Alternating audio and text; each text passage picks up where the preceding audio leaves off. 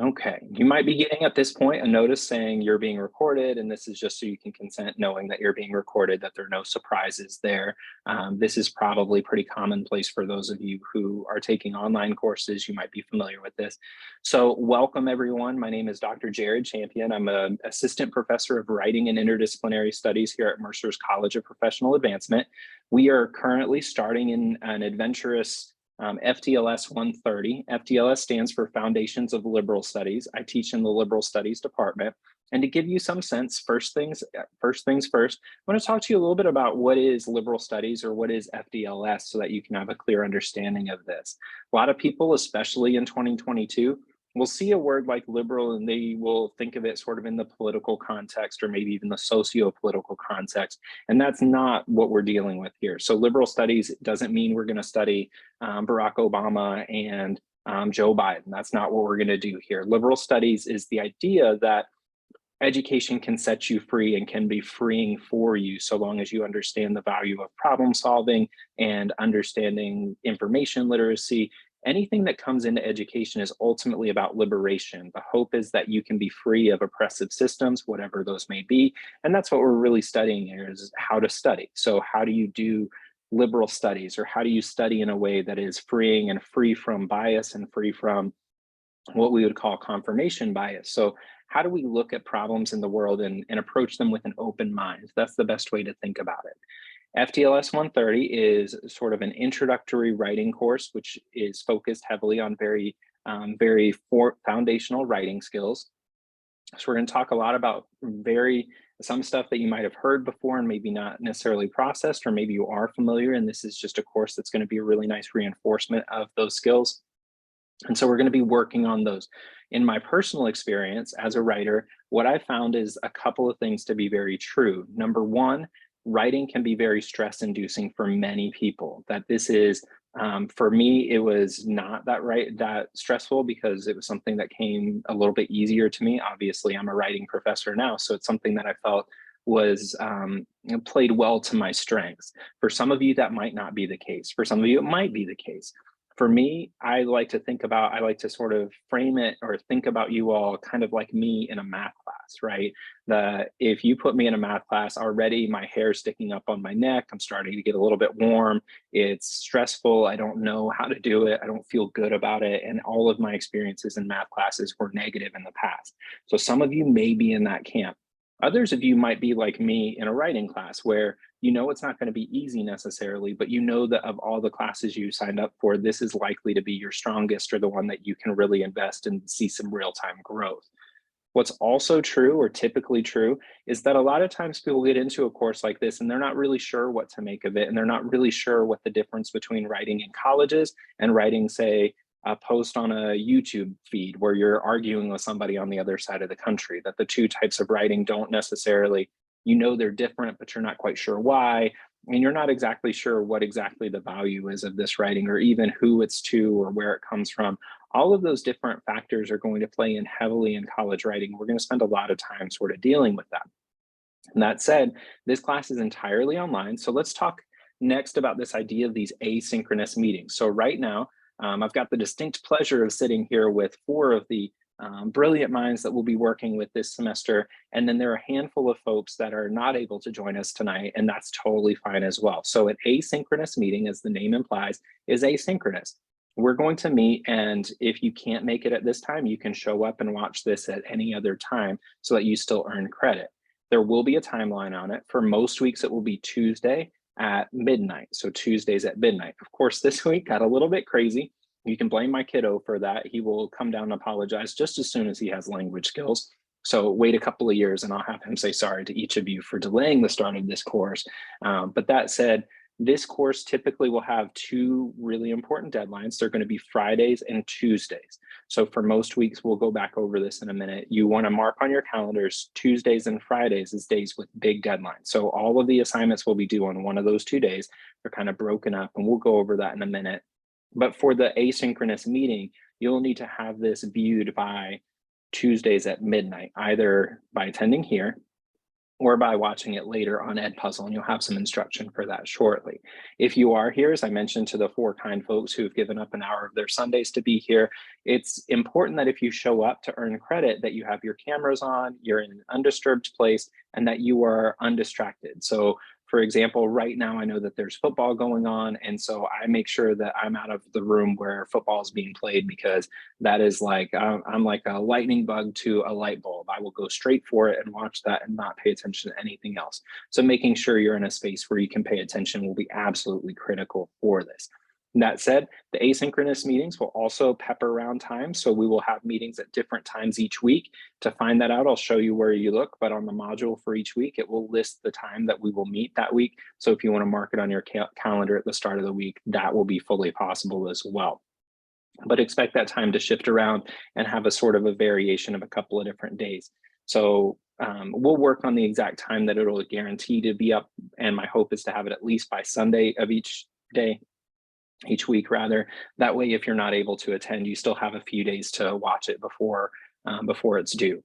Let's pause for a minute and ask if there are any questions about the asynchronous meeting or sort of the start of liberal studies, what this is like. Are there any questions among the folks who are able to make it here tonight? Great. Great. If you're watching this after the fact and you have any questions, my recommendation is to jot them down and then send me an email after you finish watching this, so that you can make sure you have them all collected, or you can also set up a time to meet with me during office hours to kind of get caught up on that. Now let's pause for a minute. As I mentioned a moment ago, this week has been kind of weird because I was building the class and getting it ready. This is my first time teaching FDLS 130, and I was so ready to go on Tuesday. And then my wife went into labor, and next thing you know, we were in the hospital for 42 hours, bringing this baby into the world, and it just knocked everything, sort of pushed it back a little bit. So let's talk about logistics for this for just a moment. As you know, the assignments are due Fridays and Tuesdays. At present, here's where we are. I have all of the assignments set to be due on Tuesday of this week, but don't panic if you're hearing this right now. So the first thing is all of the assignments on Canvas are listed as being due this Tuesday. My hope is that you will be able to go through them, and a lot of the assignments are just familiarization assignments. So there's setting up an account with Edpuzzle, for example, there's writing a reflection, there's writing an introduction of yourself. Those types of assignments should be pretty manageable. That said, in truth, you can have until Friday to do them. So you have an extension until Friday without penalty. But here's the rub, the catch-22, and it's not a perfect situation, but we're going to do with it the best we can. The rub is, if you choose to take until Friday, you'll also have the assignments due from week 2 on Friday, due on Friday. So it can be a bit of a bottleneck. So my personal recommendation is to space it out. Do your best to get through as much as you can by Tuesday, and then keep working on them to make sure that you don't get overwhelmed by Friday, because as of Friday, deadlines go into place, and the points deductions that are attendant with late work will also go into place.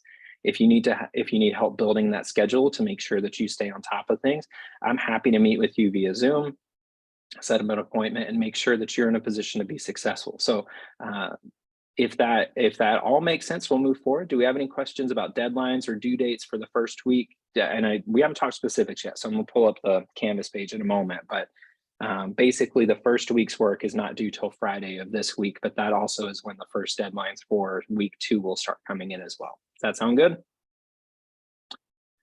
Okay.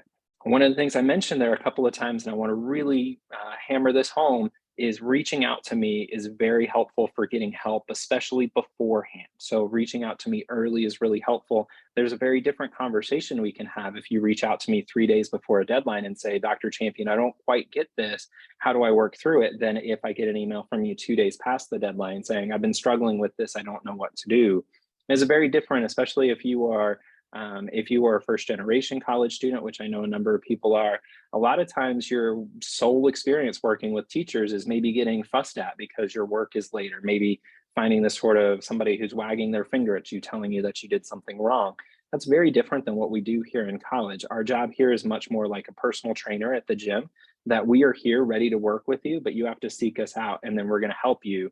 But we're not going to fuss at you if you don't do your work. That's on you as an adult. So use us in that capacity, where if you need help or guidance, you reach out early and often so that we can make sure we're getting you the support you need as quickly as possible. Now, let's take a look here. I'm going to share my screen and we're going to go here to the FDLS130 website. So if you've been on Canvas, first thing to know is you sign in using all of your Mercer credentials. Has everybody in the space here been able to sign into Canvas already? I know that I remember Dimitri's name showing up in the chat, and maybe Tiara, you've already posted your introduction as well. Everybody's able to find that? If you're not able to find it, that's okay. Reach out to me or reach out to Mercer IT. They'll be able to help as well. But you'll notice here, we've changed the icon. So you might have seen sort of a navy blue if you started out working on this earlier, but this is the image that you want to look to from here. So it's going to have FDLS 130. It will say fall of '02, so you can find it here. Couple of things here. When we go over this, of course, you all know how to read. So forgive me for sort of walking through stuff that I'm fully aware you're able to read, but I want to highlight key points. So I'm not going to read this verbatim to you. Instead, what I want to do is highlight for you the key points that you'll need to know to be as successful as possible here in FDLS 130. First thing to know here is, of course, the skills that you're going to learn. We worked really hard to iron out exactly what it is we hope that you'll be able to do at the end of this course. So take a close look at that and then be thinking, if you ever wonder, why am I doing this work? Is this just busy work or not? This is where you go back to check, and you'll see almost every assignment will be very clearly, oh, this is part of that bullet point, or this one is part of that. And if there's ever a question about how something fits in, by all means, let me know so that I can help you understand why I'm having you do certain assignments, because I never want you to feel like you're doing busy work. I want you to feel like everything you're doing is building a skill toward your success here at Mercer. You'll see here, this is my email, and then there's my phone number and my office hours. So let's talk about each of these. First thing to know is the best way to get in touch with me is email, but give me 24 hours. So what that should tell you is if you need 24 hours to be sure you're going to hear back from me and you have a deadline coming up, you want to be working ahead. So if you have a question, you're not emailing me a question 3 hours before the deadline, because chances are good you're not going to have that help in time to use it with your assignment, whatever it may be. So try working ahead, or at the very least reading over the assignment early so that you know exactly what's being asked of you each week before you get to that deadline and end up in a pinch, because I want to be able to get that help to you as quickly as possible. But I also, being human, need time to make sure that I'm able to offer you good feedback, and I can't necessarily drop everything to respond right away. So give me a little bit of time and make sure you're in good shape on that. There is a phone number here, and you're welcome to call it and leave a message, but this is in my office in the Henry Regional Academic Center, and I'm only there 1 day a week. So if you call that phone number, then it might be 6 days before I get to that phone. And so that's really not the best way to get in touch. But that said, if you do live near McDonough or you live near Atlanta, then you're welcome to come see me in person.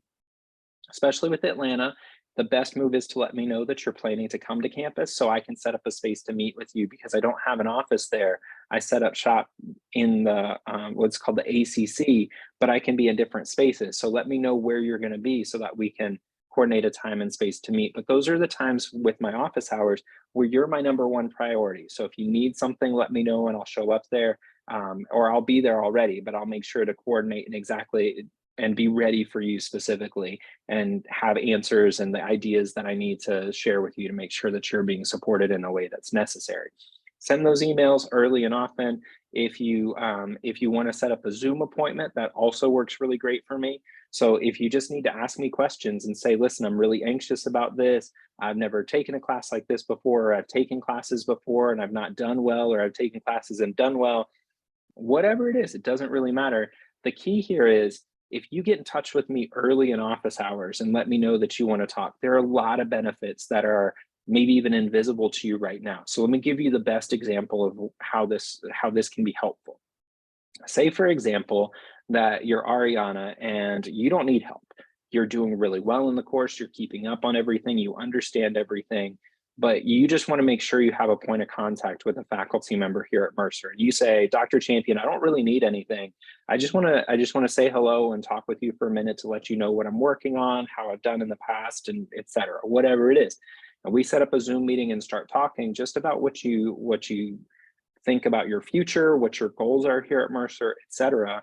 And then in a couple of years, Ariana decides, you know what, I want to go on this study abroad trip and there's a scholarship for it. Well, Dr. Champion knows me really well and he's seen my growth over 2 years.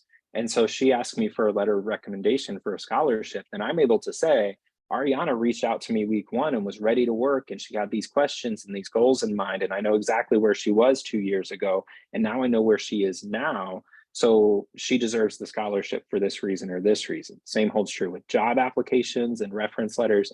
The more I know about you and your goals, the better off you are. Sometimes I'll even get a message and it will be a message that will say, hey, we have a new scholarship for parents of 3-week-olds. And I'll say, I know Dimitri, I'm good to go. This going to Dimitri, he's got a kid that's 3 weeks old, we're in good shape. So I'll know enough about you that when I see opportunities, I can pass them along to you.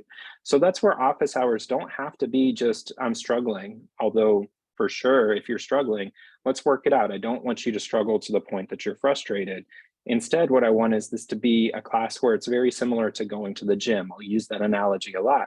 If you go to the gym and you struggle some, that's great. That's the whole goal of going to the gym. You want to push yourself to a level of struggle, but there's a big difference between struggle and not succeeding, or suffocating is probably a better way to say it.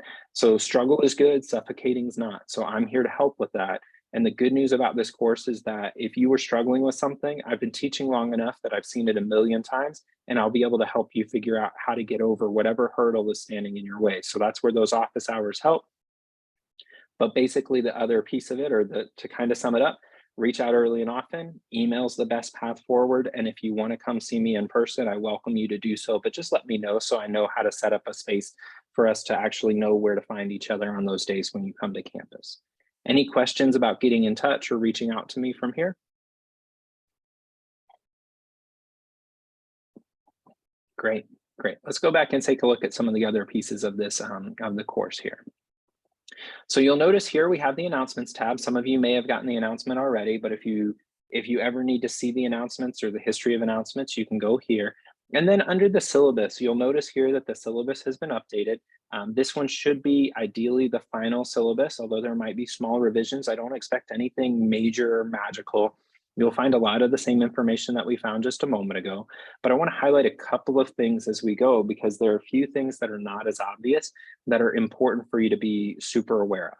Number one is these books. You definitely want to have them. If you don't have them already, you need to get them. You can get them, I believe both are available digitally, although I do prefer personally, I prefer to have the hard copy. There are a couple of studies out that show that retention of information is much higher with a hard copy, but they're digital versions. I've got one here myself that that I've been using as well. So digital copies, if it's between digital copy and no copy, digital copy, obviously. But if you can get the hard copy, I would encourage you to do so. I want to highlight here that this one is really important, that you'll want access to a computer. A tablet or a smartphone will not work for this course, and there are a couple of reasons why that is. I know even with the tablet, you can often get the little keyboard with it, and so it's not about the typing part of it, although that would be something that a lot of people might think.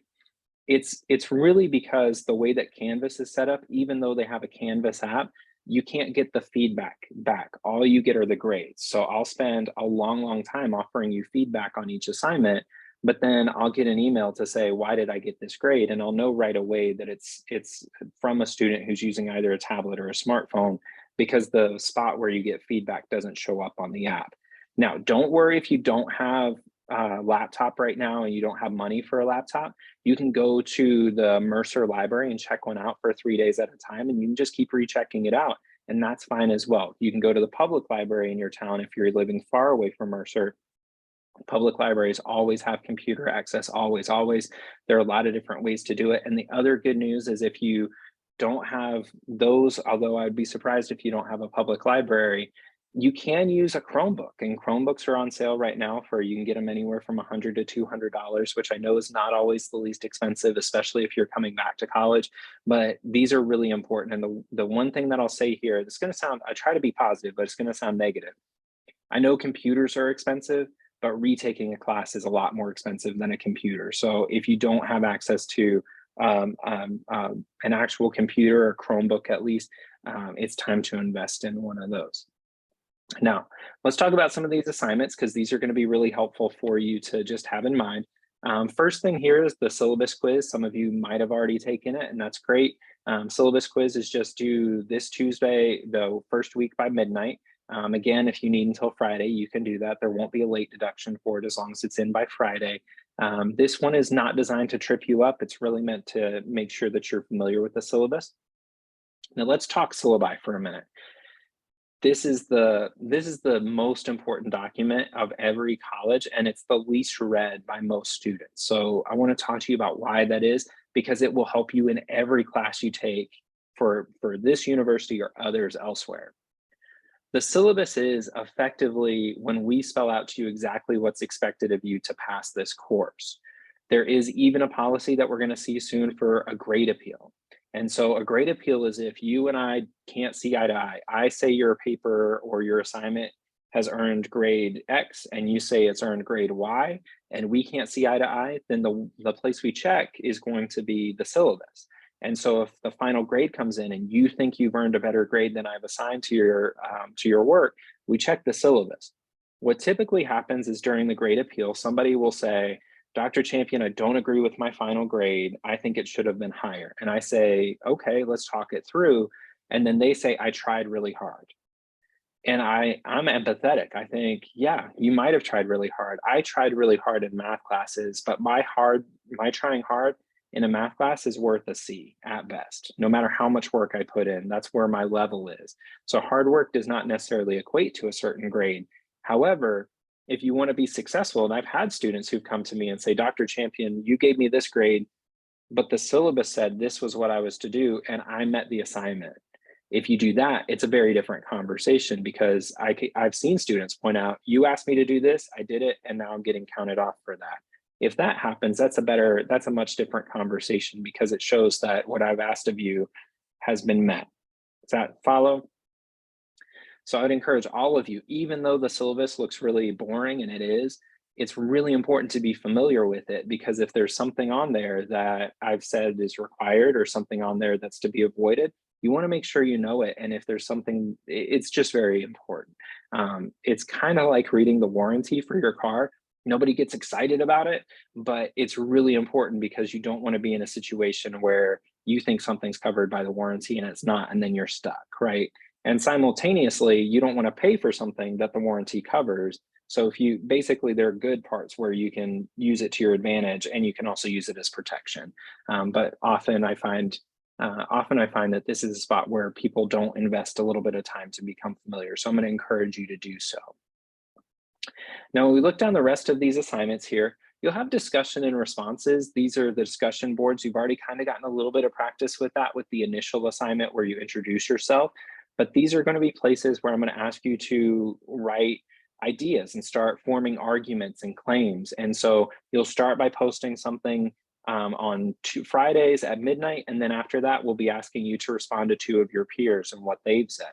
We'll talk more about what that looks like, but the responses can be positive. They can say, I really agree with your point about this, but I think I would change this, or I would add to what you've said this and this. But these are really important. These are what we would call low stakes writing assignments, meaning that as long as you do the work and stay on topic, you're going to earn full credit for it. If you move off topic or you don't complete the full assignment, then that's where you're going to tend to lose points. Reflections are the same way.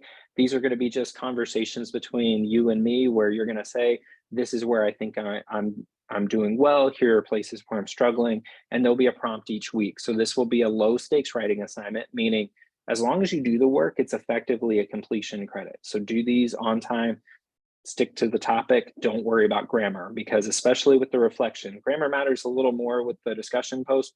With the discussion, it really just is our way of communicating. So that one is one where I want to get you in the habit of writing frequently so that you can kind of start putting together your ideas. But I don't want you in that space worrying about your grammar. I want you worrying more about the content, so that we can make sure to identify places where you're growing and places where I can support you to continue that growth.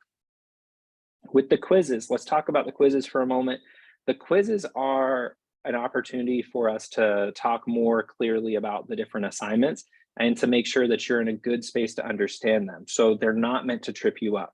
There aren't trick questions on the quizzes. There are no trick questions. They're all questions that if you've done the reading and done them carefully, you're going to be fine. So for example, one of the questions today is about the first 2 chapters of Evergreen, and there's a spot where Susan Fawcett says, here are 5 steps to pre-writing. And the quiz question, the first one will say, Susan Fawcett lists 5 steps to pre-writing. Which have you used before and why is it beneficial? So it's not your typical quiz question where I'm going to ask, what's the 7th word on page 12, right? These are quiz questions that are asking you to understand and start thinking about your position as a writer in relationship to the ideas that we're sharing in the book. So as long as you're reading it, you're going to be in good shape. You can have the book out, you can read it. It's not, again, not meant to trip you up. It's meant to start getting you to think about yourself as a writer. Any questions about any of the assignments we've talked about so far? Great. Let's go back here and take another look. We've got a few more things take a peek at here. There will be weekly activities. There'll be 3 of these. These are generally speaking my students' favorites. So there's a website, it's called Edpuzzle. Your first activity for this week is just to set up an Edpuzzle account. There's a link on the module. Go right through it and you'll set up the account. All I ask is that you set it up using your Mercer email address rather than your personal email address. Let me tell you why. This is my favorite story. So Edpuzzle is just an outside website that will have, you can bring in YouTube videos and then pair questions with it. So I can bring in great videos about pre-writing exercises, revision exercises, APA, you name it. But use your Mercer email, because when I go to put the grades in, I have to know who it is. So I had a semester when I first used it, and people use their Gmail or Yahoo accounts, which sounds okay at first. But when we have 32 students, the problem is when I went to put in the grades, I just send out an email to the students and say, hey, listen, I don't know who Snuggly Bear 72 is, and I don't know who Sweet Kisses 57 is. If you could identify yourself, that'd be great. I can get your grade to you. And so just make sure you're using that Mercer email. The other thing that's worth knowing, especially for those of you who are brand new to Mercer, is you want to go ahead and set up your Mercer email and tie it to your smartphone if you have one, because that's where all of the school official communications will go through. And the whole reason is for your security. We want to make sure that when you're sending us an email about your grades or financial situation, that we're responding to you and not to your frenemy who set up a fake email and they want to know how you're doing in college so they can cyberbully you, right? So set that up, because a lot of times what will happen is you'll get a financial aid email saying, we need to talk about your financial aid, or you'll get an email from the college saying you did great, come get this award. But it's not going to go to your Gmail, it's going to go to your Mercer email. So after we finish here, go ahead and tether that email to your smartphone so that you can get those emails in from there. And we can make sure to protect your privacy and security that way. Okay. We will have short paper assignments. So every other week, you'll be turning in a short paper. These will be 2 to 3 pages, depending. So the first 2 will be 2 pages, next 2 will be 3 pages. They're going to total 200 points each, or 800 points total. And they are going to be 4 different types of papers. So you can see them here. The first one will be a description, where you're just going to describe something to me in thorough detail. It can be an item, it can be a hobby, it can be an event, it can be a thing, you name it. But the first one will ask you to talk about, describe something, and to really focus in on how to offer good detail and how to structure that sort of narrative so that your readers can see exactly what you're talking about. So I'd encourage you to think about this one before you start writing, because you want something that is familiar enough that you can do a good job. But keep in mind, if you're describing something even as simple as like a pen or a pencil, it's really hard. If you really want to draw a picture in my mind of what you're seeing, it's going to be very difficult. So find something that sort of strikes a good balance between really simple and really complex. Find something with enough detail that you can set yourself up for success. And if you want to talk over with me what you're going to write about, happy to do so as well. All right, let's talk a little bit about a couple of different things. Academic integrity. This one, I don't want to talk about this one a whole lot because I like to stay really positive. Again, that's sort of the vibe I'm trying to set here, but let's talk serious for a minute. This cranky face champion coming in. So here's the deal. it's going to sound silly, but it's really true. I'm a professional reader. I read professionally. So if you were to go to a professional chef and take what you made and pick up something from a restaurant and try to sell it as yours, they're going to know. They're going to know what you're capable of. And same thing here. So I'll know if something is yours or not. I'm better at reading than most people are at writing because I do this every day, 8 hours a day, to make sure that I'm able to help you all. And I'm really good at knowing when you've written something and not. So here's the thing. Before the papers and assignments are due, I will give you 100% of my free time to make sure that you're successful on that assignment. But if you turn in something that's not yours, or you try to pass off something that's not yours, I will give you 100% of my free time to make sure that you are held accountable for academic dishonesty. So let's just be smart about it. Let's work together, keep that positive vibe, build, be strong, and get stronger throughout the semester and not rely on shortcuts, because shortcuts are going to end up creating the same amount of headache for us both and lead us all into a different spot that we don't want to be. So just make sure that you're working early and often on your work. The number one risk factor for committing plagiarism, for example, is waiting till the last minute. So work ahead, work often. As long as you're turning in your work on time or early, chances of you plagiarizing go down by about 90%. It really is pretty incredible how different those numbers are. If you're worried about the assignment, you're not making progress because you don't know how to do it, that's when you reach out to me, because I can help you with that. Okay, disability statement. If you have something that you need an accommodation for, you'll know. If you know that term accommodations, you'll know that you need one. Go ahead and process that right away. So for example, I was diagnosed with ADHD as a 30-year-old, maybe 28, 30-year-old, and it really is difficult to make it through a college course because of that. So if you need those accommodations and you need that support, you want to work on that beforehand, because after the assignments due, you can't go back retroactively and ask for accommodations. So if you need accommodations for, you name it, it could be executive functioning issues, it could be ADHD, it could be depression. There are a lot of different things, anxiety, that the school can create a space for accommodations for you, but you want to start working on that as early as possible so that we can make sure those are in place before the assignments are due. Let's talk a little bit about attendance here. Attendance is really important, and I know that it's a weird thing to talk about attendance in an online class, but here you want to make sure that you have your attendance earned for each week. So attendance here is going to be recorded through the completion of your 3 activities, your initial discussion post, and the weekly asynchronous lecture. What that means is you want to do your ed puzzles, your first discussion post, and you want to make sure you've done the weekly lecture. The other assignments you need to be doing in order to pass, but they're not going to affect your attendance one way or another. They'll just affect your final grade. Although these basically 5 different assignments, when you count the 3 activities, the initial post and the asynchronous lecture, those are going to determine whether or not you get counted as being present for the week. So these are really, really important for you. You can have 1 absence, but it will have a deduction of 10% of your final grade. And then more than 1 absence will result in failure from the course. This is not what I want. Not at all what I want. I want you all to be successful. And so if you're having trouble keeping up on the work or building a schedule or remembering assignments, let me know. We'll sit down for 20 minutes and build a calendar so that we can figure it out. Told you just a moment ago that I have ADHD. So it's not easy for us to necessarily figure out a path that works for us, especially if it's something like mine with an executive functioning disorder. So we can figure that out. We can work on a strategy to make sure you're being successful, but really prioritizing that attendance.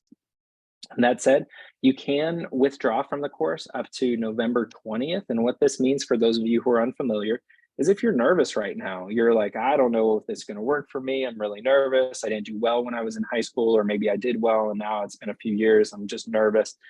What this means is you have this sort of parachute that by November 20th, if you feel like you're not doing well and it's not going to turn around for you, maybe life happens, maybe you have a baby in a couple of weeks and you figure out that you're not going to be able to be as attentive in the classes you want, then you can withdraw from the course and it won't hurt your GPA.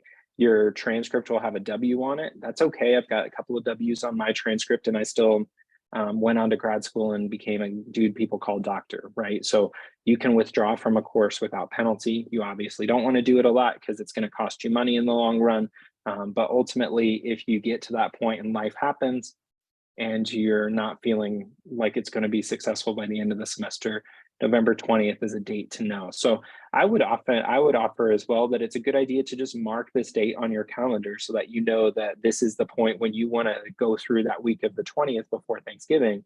Just check in on all your classes. How am I doing? Does it look like I'm going to be successful if I keep doing what I'm doing? Is it already to the point where I'm not going to be successful? In which case, it's a good idea to take a W, withdraw, and then start over again in the spring. Do I have any questions so far about what we talked about, these class policies? They're kind of different topics kind of peppered about, but they're kind of lumped in together in some respect. Any questions about all the things I just discussed there? Great. Let's talk about late work. This one is a really important one. Late work happens.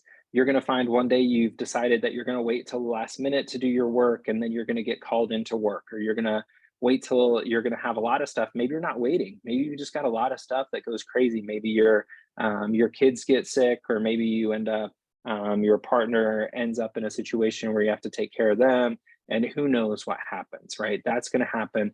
So in that case, late work is going to be accepted up to 7 days beyond the deadline. The way I want you to think about this is as a tool. This is a place where you know that you don't have to reach out to me and say, hey, Dr. Champion, I'm turning in this work late. Just turn it in, it's fine. Because ultimately the policy is going to be the same no matter what. I'll be empathetic if something awful happened, but at the same time, I have to hold everybody to the same standard of attendance and late work. So know that this is a tool where a good example of this being used effectively is, say you have 2 assignments due for me on Tuesday, but on Wednesday, you've got a big test coming in. And you decide, you know what, it's best for me to take 10% off a champion's work so I can do even better on this big test for biology.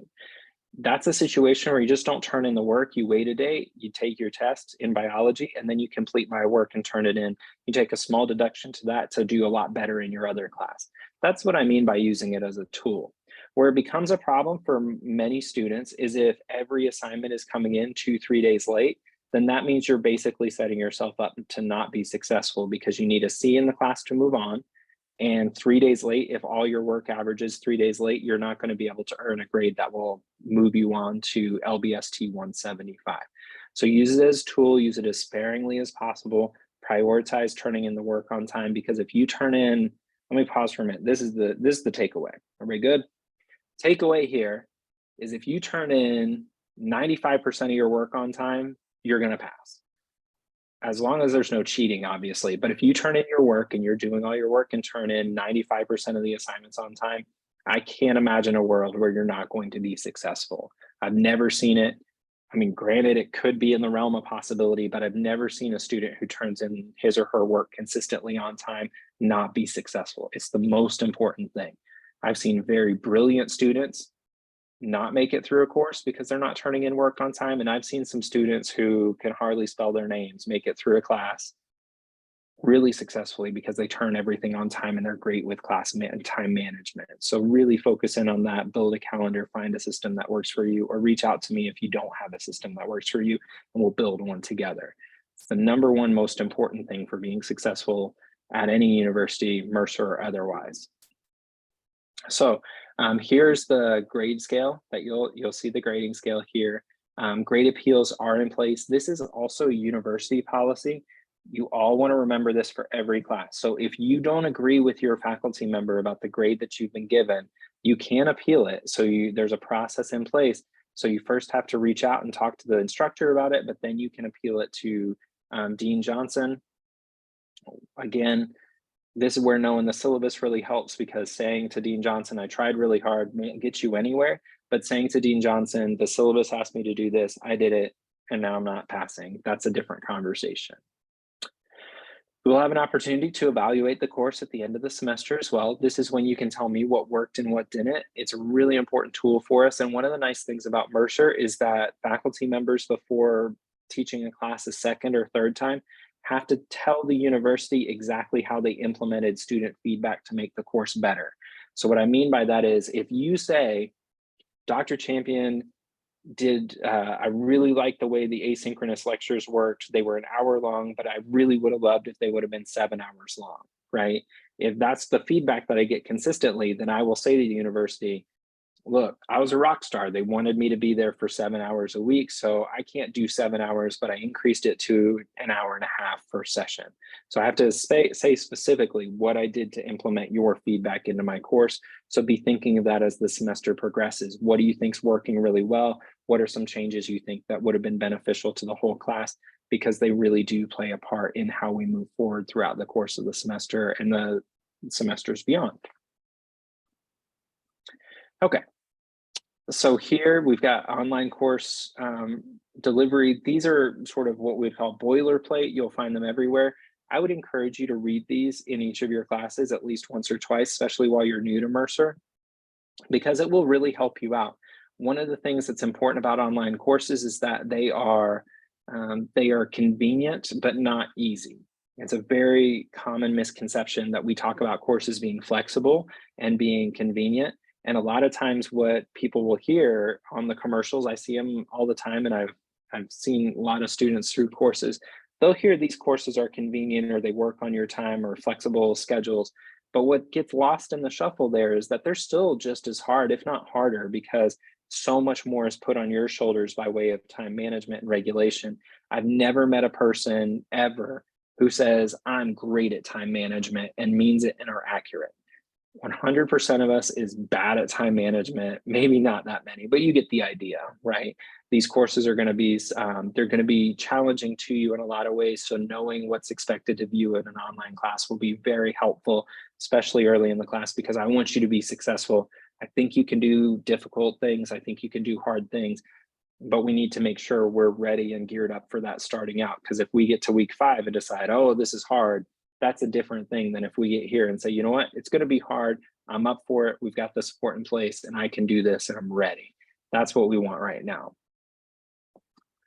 All right, let's go back through student responsibilities. These again, I'm going to let you all take a look at this one. COVID information, if you want to know about COVID policies, I think we're pretty well through the pandemic, although COVID is still circulating. So I'll leave that to you all to deal with. But mental health and wellness, this one is absolutely critical. Know that there are resources available for you.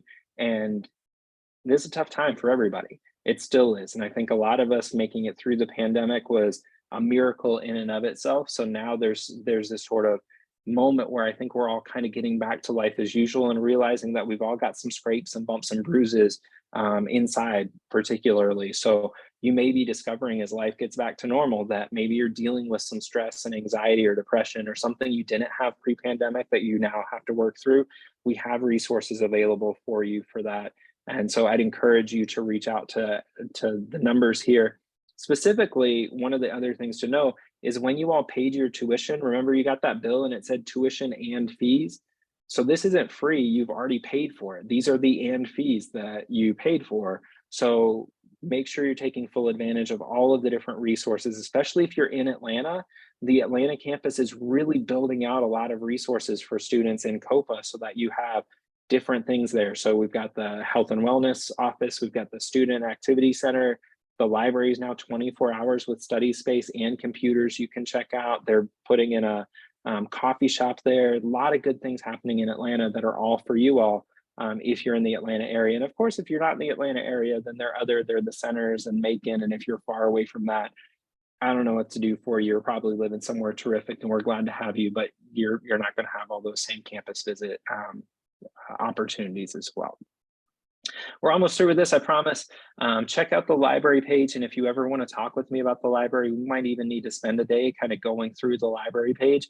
It is terrific. Our library is exceptional. And I've been at 12 different schools between grad school, undergrad, and jobs in the past. This one is one of the most cutting edge libraries doing some of the best work and fastest work for supporting students and faculty I've ever seen. So we've got some great stuff there. Great. So now we are finished with the sort of syllabus tour. Let me stop here for a moment and ask you all if you have any questions about the syllabus, the course policies, and the last thing we're going to do is kind of do a walkthrough of the modules. So any questions before we get to the modules? Any questions specifically about the syllabus? All right, how we feeling, everybody? Level of anxiety, give me a 1 to 5 scale. 5 being you're about to spaz out and eat a whole pizza out of stress and worry, and 1 being you are cool as the other side of a cucumber pillow. We got a 2. That's good. Love to see it. Number 1 right there. How you doing, Maybe Sierra? 2. What's that? a 3, probably. A 3. Great. They're all good places to be wherever you are on that. If you're really anxious, that's totally fine. That's probably where I would be. If you're super calm, happy with that too. I'm glad to hear that as well. So just be thinking about that and checking in. And if you ever get up to a 4 or 5, especially with this course, let me know, because it's often something where I can clarify and take some of that anxiety away. And if it's something that's way, way bigger than just the course, then I'll know the resources to put you in touch with the support you need, because not that kind of doctor, but I can help with the things that I can help with. So I'm glad to see it, everybody. All right, so here's how it's kind of going to work. Let's go here. We've got the syllabus, and this is the other most important tab for you here. When you go to the modules here, you're probably already familiar with this. Many of you have already seen the first, the sort of mini module here. And then each week, what you're going to find is something that looks like this. So this is the week 1 module. And so they will all be in the same exact order. So you'll have objectives. The asynchronous meeting will be found here if you're not able to attend. If you are able to attend and you're here, what I will do after this meeting is I'll put in your grade for this one so that I know you were here, we're good to go. Then you get your credit for it because you've been an active participant in this meeting. You'll have all 3 of your activities here. These I think you're going to find to be really enjoyable, generally speaking. They should be anywhere from about 8-9 minutes each to about 20 minutes each. So they could take upwards of an hour, but they could also be finished in 30 minutes or so. So these are often a place where a lot of people like to start, because you can get those taken care of and out of the way really quickly. The week 1 discussion will be here. There'll be also responses in that. So make sure you pay particular attention. We'll talk about this in a moment. The quiz is going to be right here. Actually, the quiz might move up a little bit because that's one that we need to have pretty soon after the reading, and maybe we'll even move up the discussion here. How's that sound, everybody? Then the reflection will be the last thing, the reflection there, and then the writing exercise. The writing exercise each week will be basically half of your paper assignment. So for the description assignment, you'll find that here. So this is what it's going to look like. It'll be the same pattern every week. So if you want to mark on your calendar, for instance, you can mark that you have the quizzes due on Fridays and the discussion due on Fridays and activities 1 through 3 on Fridays, but the writing exercise, reflection, and the responses due on Tuesday. And that'll work really well in that regard, or the week 1 asynchronous meeting as well. Cool. So this is what it's going to look like. You'll get to the objectives here. In the objectives each week, you'll find out what we're working on. You're also going to find here the assignment for the reading for the week. So you'll want to do the reading before you begin, because that's how you'll get set up for that quiz that's coming up shortly.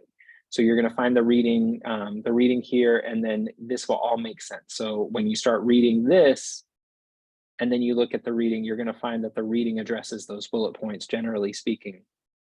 So that should help out a good bit. The asynchronous meeting will be here. This will change, obviously. So right now, this is just where you'll find each week it'll say when we're going to meet.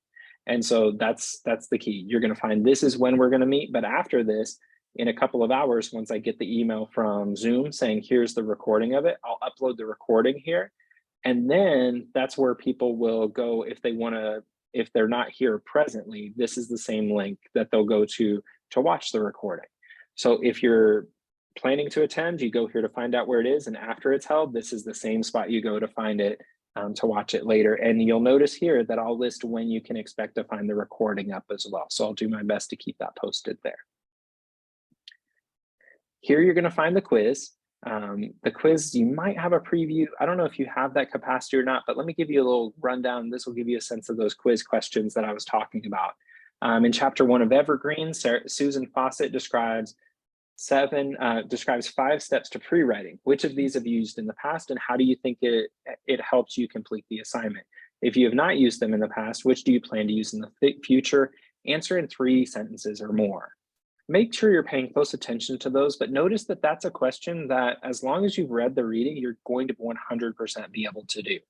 it'll set you up in a different way. So it's not going to trick you at all. That's not the goal. In Evergreen, Fawcett explains a number of reasons a writer should know his or her audience. What is one way Fawcett says an audience affects what a writer does when writing for that audience? Again, as long as you've read it, you're going to be in good shape. And then Fawcett explains that free writing is important in the early stages of the writing process because it will help silence your inner critic.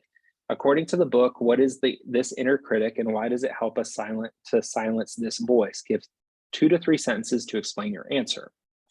And then finally, describe what clustering is to me in 4 to 5 full sentences. So those are all very doable questions, I believe, for each of you. I think you're going to do just fine on it, but just know that that's the sort of vibe of the quizzes, that will be asking you questions that will ask you to engage with the reading a little bit differently. It's not necessarily content questions where I'm asking you to say exactly what the book said back to me. Instead, I'm asking you to build a little bit and move beyond it in some capacity. This one is the discussion and responses, and you'll notice here you'll have the discussion posts. That'll be the prompt for you initially.